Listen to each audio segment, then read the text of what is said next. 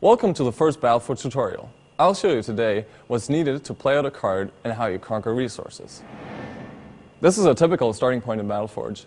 The only things that you need to play out a card are pretty basic. So we have some power generators over here and a monument over here, and that's all the starting resources you need to play out a card. On each card, whether it's a unit, a building, or a spell, the power you need to summon this card is displayed in the upper right corner. In BattleForge, you'll find power generators spread at strategically important points within the scenarios. To conquer one of those, it's very easy. So we summon a squad of thugs and then send them to the next power generator. And all you need to do, as long as there's no enemy, you need to click on the on-screen action button or the detail view action button, and it's ours. Besides power generators, there are monuments in BattleForge. These monuments grant you orbs. And these orbs are needed to play out stronger cards. For instance, this guy only needs one orb in order to play him out. But the more orbs you have, the more powerful cards you can play out.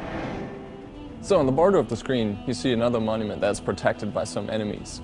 What we do, we enforce our army now to get rid of those guys and take over the monument. So we play out a couple of more thugs, as well as some archer guys, the Sunstriders, and send them over. So in BattleForge, there's no base building, so you can play out cards anywhere close to your own structures or friendly units, which gives the game a more dynamic feeling. So you can, when you're in battle, you can play out cards anywhere you like. After we get rid of those enemies, we can now take over the second monument. We just click on it and then select the power of the orb that we want. In our case, we choose red for fire, since we only have fire cards in our deck.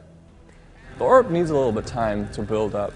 In the meanwhile, enemies are approaching us, so we need to defend us.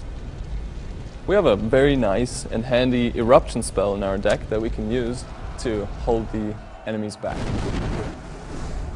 Very handy. Now that our second orb is built up, we have access to more powerful cards, like the Enforcer, for instance.